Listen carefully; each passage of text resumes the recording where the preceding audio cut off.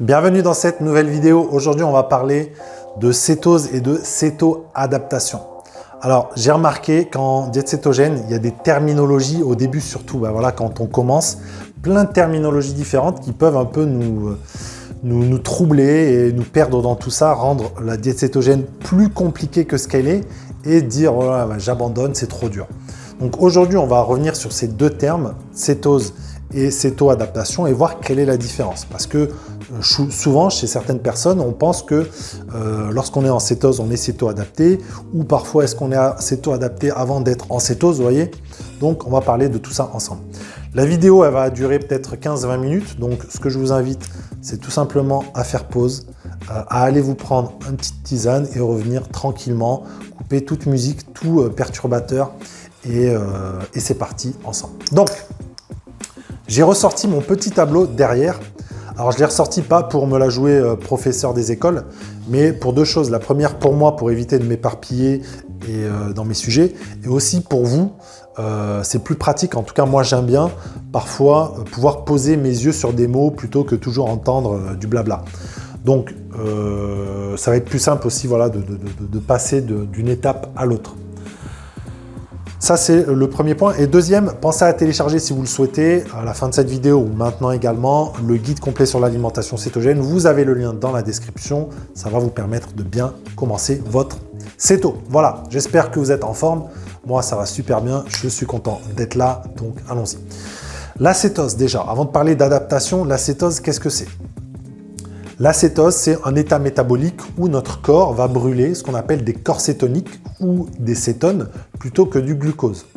En temps normal, une personne lambda qui consomme beaucoup de glucides va brûler comme carburant unique principalement du glucose. Nous, en diète cétogène, comment ça va se passer?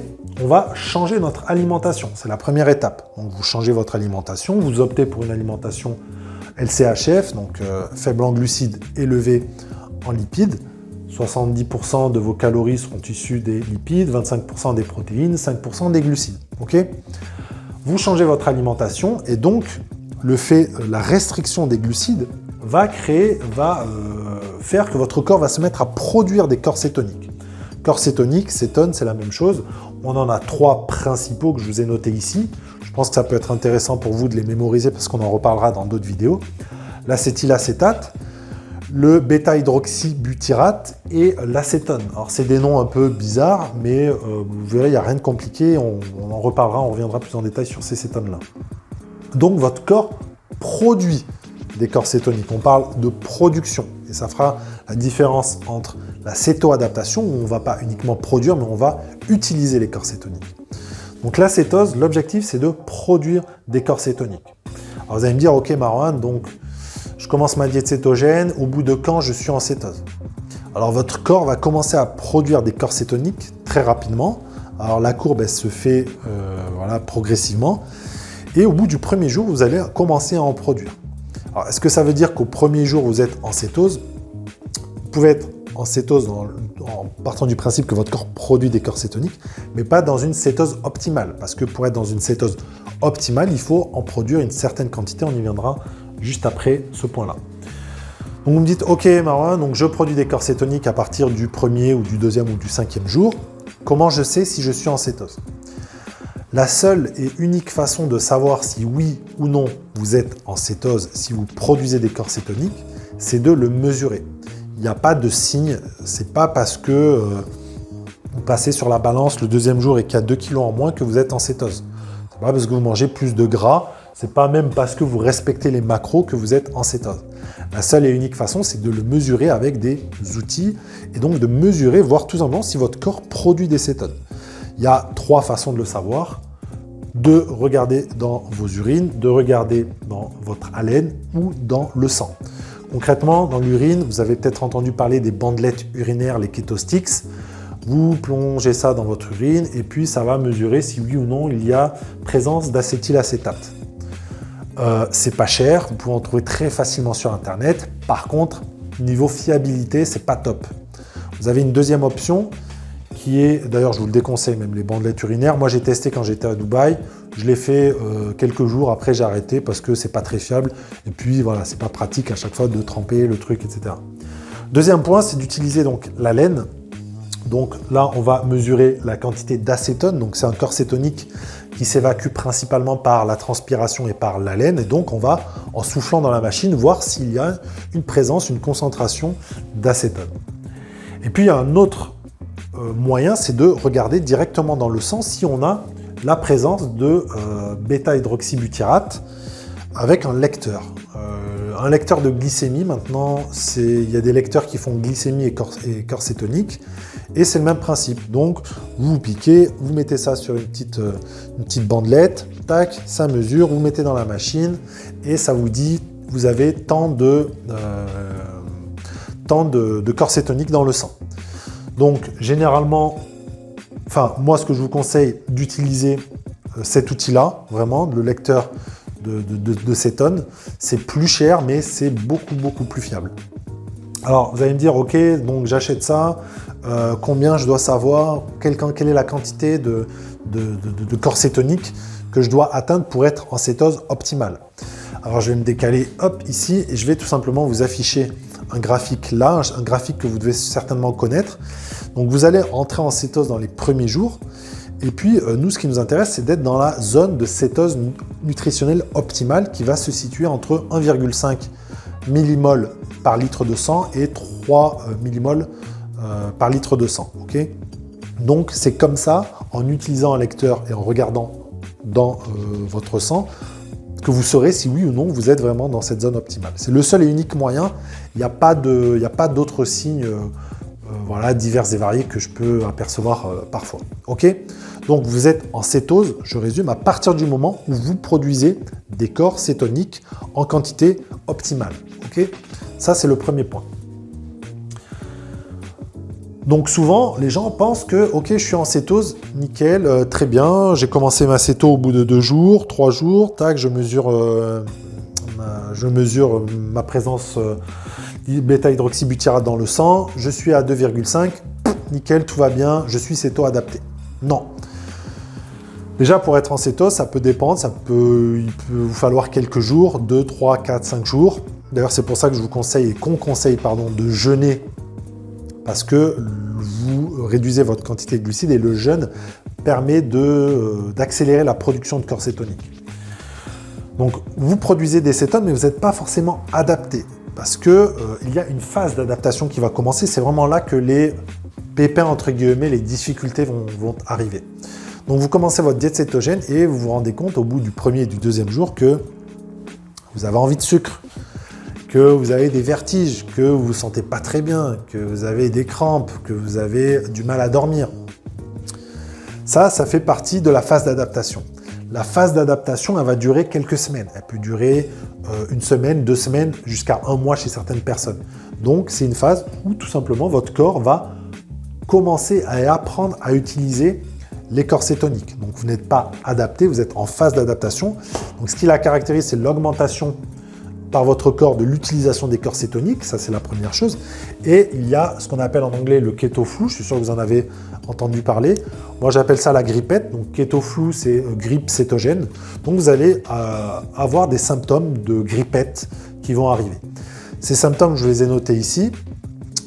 Donc envie de sucre, nausée, vertige, irritabilité, concentration, donc difficulté à vous concentrer, insomnie, douleur musculaire, crampes et on pourrait rajouter fatigue. Donc, vous allez avoir ces symptômes-là. Ces symptômes, il se peut que moi, par exemple, j'ai eu ça, et douleur musculaire, crampes, non. Voilà.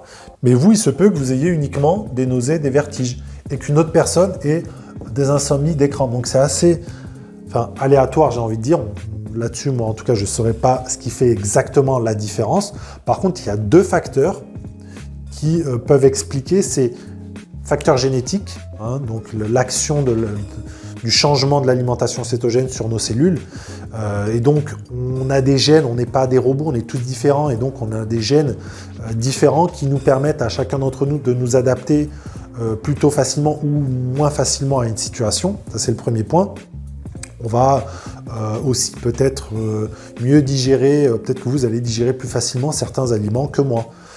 Peut-être que vous produisez davantage d'enzymes spécifiques que moi. Donc voilà, il y a au niveau génétique une différence entre les personnes et puis au niveau du mode de vie. Est-ce qu'une personne qui était accro aux produits transformés et qui consommait beaucoup de glucides et de soda, de bonbons, va avoir les mêmes effets, va avoir les mêmes symptômes qu'une personne qui certes n'était pas en low carb, mais qui consommait des produits sains, des légumes, des viandes naturelles, etc. Non, il y aura une différence là aussi. L'activité physique va aussi avoir un impact. Les personnes généralement qui font du sport s'adaptent, ont une phase d'adaptation beaucoup plus calme qu'une personne qui ne fait pas de sport. Donc l'activité physique peut aussi jouer. Donc voilà, on a ces deux facteurs qui font qu'il y a des différences au niveau des symptômes entre les personnes. Ensuite, les causes qui créent donc ces symptômes, c'est principalement la perte en eau et en sodium. J'avais fait une vidéo où je vous parlais justement des 10 erreurs en alimentation cétogène et je vous parlais justement de ne pas s'hydrater suffisamment. Et vous le savez, en céto, le fait de consommer moins de glucides, il y a un effet diurétique, c'est-à-dire que votre corps, en sécrétant moins d'insuline, va envoyer une sorte de signal à vos reins qui vont évacuer de l'eau et du sodium. Et c'est cette perte en eau et en sodium qui va justement créer des douleurs musculaires, des crampes, des nausées, par exemple. Donc, on y reviendra après justement sur les solutions. Donc, perte en eau et en sodium, ça c'est vraiment une des causes qui explique les symptômes ici. Ensuite, on a une diminution de l'hormone T3. Alors, l'hormone T3, c'est une hormone thyroïdienne, de la glande thyroïde, et qui généralement permet de réguler la température corporelle, le rythme cardiaque, et la baisse va également créer notamment un état de fatigue. Donc c'est dû à la baisse de la sécrétion de cette hormone. Et on a une autre hormone qu'on appelle le cortisol, que vous connaissez peut-être, qui est lui lié au stress, et passer effectivement de 300 grammes de glucides à 20 grammes ou à 30 grammes, c'est un choc pour le corps, c'est un stress. Et donc votre corps va produire du cortisol en quantité, et c'est cette production de cortisol, ce stress, qui va vous empêcher par exemple de dormir. Vous aurez des insomnies ou qui va vous rendre irritable. Donc voici les trois causes, c'est principalement ces trois causes-là qui donnent ces symptômes-là. Les solutions. Numéro 1, s'hydrater, c'est le plus important. Ça peut paraître bateau comme conseil de dire qu'il faut s'hydrater, mais vraiment, moi en tant que coach, vous imaginez pas le nombre de gens qui boivent très peu d'eau. Vraiment, même des amis, j'avais un pote quand on était étudiant, il ne buvait jamais d'eau.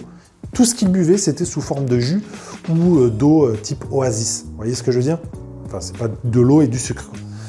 Donc, buvez de l'eau. Prenez votre bouteille de 2 litres et vous dites, voilà, à la fin de la journée, il faut que je termine ma bouteille. Il y a des applications, il y a tout, mais vraiment, il y a énormément de personnes qui boivent très peu d'eau, peut-être 2-3 verres grand maximum dans la journée, c'est pas assez. Et si vous ne buvez pas, vous ne rechargez pas en électrolytes notamment, et vous atténuez pas en tout cas les symptômes de la phase d'adaptation. Donc buvez de l'eau. Ça peut être autre chose, ça peut être des bouillons, mais voilà, de bien vous hydrater en tout cas. L'autre point, c'est justement d'augmenter votre consommation d'électrolytes. C'est une des conséquences justement de la perte en eau, c'est qu'on va perdre du sodium, du potassium, du magnésium, et il faut que vous ayez un apport suffisant pour atténuer en tout cas les symptômes de la grippette. Alors le magnésium par exemple, vous allez le trouver où? Vous allez le trouver dans du poisson, comme des sardines par exemple.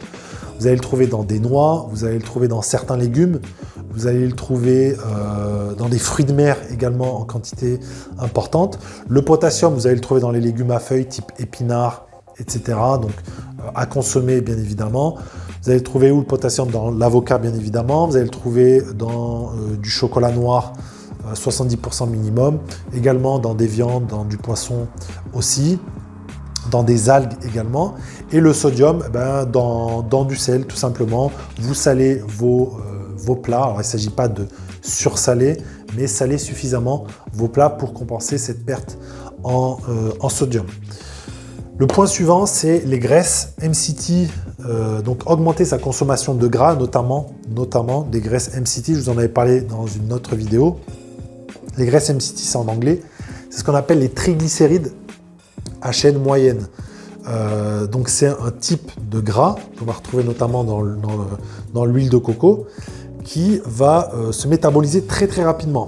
Les autres graisses à chaîne plus longue, elles vont suivre un processus qui est plus long et ça va être plus long pour vous donner du coup de l'énergie. Celles-ci, les MCT, elles vont droit au but. Vous les prenez, elles vont direct dans le foie et ça va tout de suite vous fournir de l'énergie. Donc vous en trouvez dans l'huile de coco, je vous ai dit, ou tout simplement vous tapez sur internet huile MCT et vous trouvez ça. Et puis voilà, moi j'en mets sur mes salades ou vous en mettez dans votre café également. Autre point, c'est d'augmenter votre activité physique et votre relaxation. Donc l'activité physique, tout ça, ça va être lié au cortisol. Donc on est stressé, ça engendre un stress. Comme activité physique, alors pas des activités très intenses, mais de la marche, du footing par exemple, et de la relaxation sous forme de méditation, de yoga, ce genre de choses. Donc ça, ce sont les solutions. Et puis vous voyez, il y en a une dernière, une cinquième ici, que je vous ai mis. Je ne l'ai pas rajouté, mais je vous laisse réfléchir à votre avis. Qu'est-ce que ça peut être comme autre solution? Je ne l'ai pas noté justement pour qu'on en parle ensemble et parce que je sais que ça peut en irriter justement certains, les cétoradicaux qui ne jurent que par 20 grammes de glucides pour être en diète cétogène. C'est tout simplement d'augmenter quelque chose, la petite flèche, eh bien c'est d'augmenter votre consommation de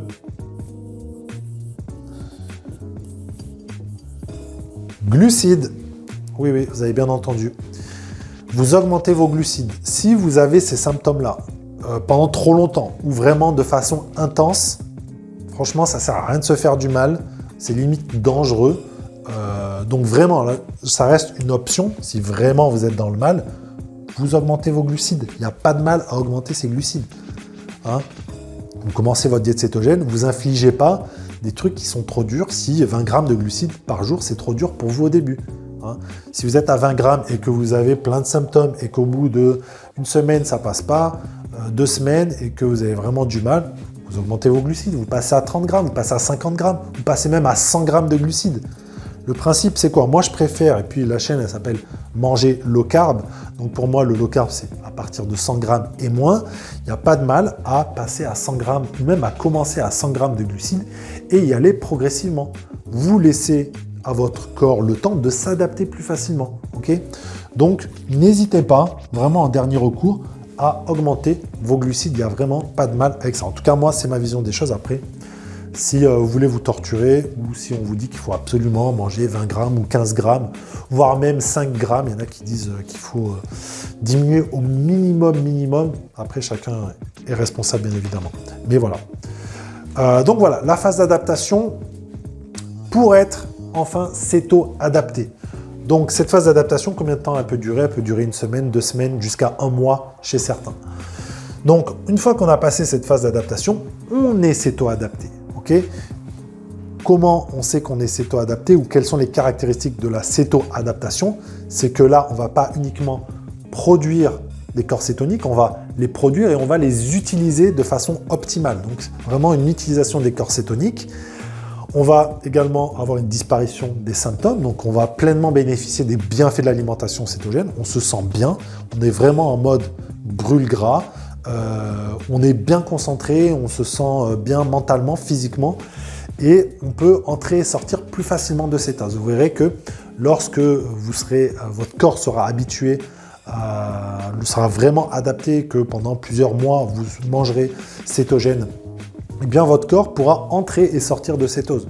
Vous irez, je ne sais pas, à un anniversaire, bon ben voilà, vous voulez faire plaisir à la personne qui vous a invité, vous mangez la part de gâteau parce que vous avez une vie sociale, c'est pas grave, parce qu'en étant céto-adapté, vous rentrerez et sortirez de cétose beaucoup plus facilement. Ok? Mais voilà, ça demande du temps pour que votre corps apprenne à fonctionner avec ce nouveau carburant, entre guillemets. Donc on peut être en cétose et pas encore céto-adapté. Et voilà, c'est vraiment la différence dont je voulais parler dans cette vidéo. Moi, la phase d'adaptation, je la compare un peu au mal de mer. Imaginez que manger des glucides en temps normal, c'est prendre la route. Eh bien, la diète cétogène, c'est prendre la mer. Donc, vous êtes en cétose à partir du moment où vous êtes sur votre bateau, mais ça ne vous empêche pas d'avoir le mal de mer. Et le mal de mer, il finit par passer. Et il dépend aussi d'une personne à une autre. Il y en a qui ont des gros mal de mer, des gros maux de mer, et d'autres qui l'ont de façon plus atténuée. Ou alors, ça peut être l'avion si on continue avec des turbulences. Voilà. Vous décollez, vous traversez le gros nuage, ça secoue, il y a des turbulences, et puis une fois que vous l'avez passé, tout roule, tout se passe bien. Donc généralement, vraiment, les gens qui abandonnent ou les détracteurs de l'alimentation cétogène, ils se basent sur ça, sur les symptômes. Ils commencent, au bout du deuxième jour, ils ressentent les symptômes de l'alimentation cétogène et ils disent hop, hop, hop, moi j'arrête. Ou surtout ne fais surtout pas ça parce que l'alimentation cétogène, tu verras, tu vas choper des vertiges, tu vas te sentir mal, ceci, cela. Mais ils ne vous parlent pas de la phase d'adaptation parce qu'ils n'y sont pas arrivés. Okay, donc voilà pour cette vidéo. J'espère que c'était plus clair qu'au début en tout cas, même si voilà, c'est un peu brouillon, c'est pour ça que je préfère utiliser, vous comprenez maintenant, un tableau. Et puis voilà, n'hésitez pas à télécharger le guide qui est dans la description. Et surtout, écoutez votre corps. Cette phase d'adaptation, elle est unique à chacun, elle est propre à chacun d'entre nous. Donc, écoutez votre corps avant tout. Ne vous faites pas du mal pour vous faire du mal, ça n'a aucun sens. Mais généralement, j'ai bien mis grippette parce que c'est pas non plus des effets incroyables, sensationnels. Donc voilà par rapport à ça. La grippette, ça passe, c'est comme le jeûne intermittent. Les gens qui n'ont jamais jeûné, bah, au début, forcément, ils ont des craintes. D'ailleurs, il y a aussi une part de psychologique, j'ai l'impression, là-dedans. Les gens, je ne sais pas si vous faites du jeûne intermittent ou le ramadan, on est en période de ramadan. Mes collègues, mes amis, dès que je leur parle du ramadan, ben, parfois ils réagissent en se disant « Oh là là, ça a l'air trop dur, je ne pourrai jamais le faire ». Alors que lorsqu'on est habitué, on sait que ok, c'est peut-être dur le premier, deuxième jour et encore. Ça se passe généralement bien pour la majorité des gens qui le font. Bah, c'est la même chose ici. Ça peut être dur au début, il peut y avoir des petits effets, mais généralement, ce n'est pas sensationnel. Et puis, c'est limité dans le temps, c'est temporaire. Voilà, je m'arrête là. J'espère que cette vidéo vous a plu. Si elle vous a plu, n'hésitez pas à vous abonner si ce n'est pas fait. N'hésitez pas également à lâcher un petit pouce bleu. Portez-vous bien, faites attention à vous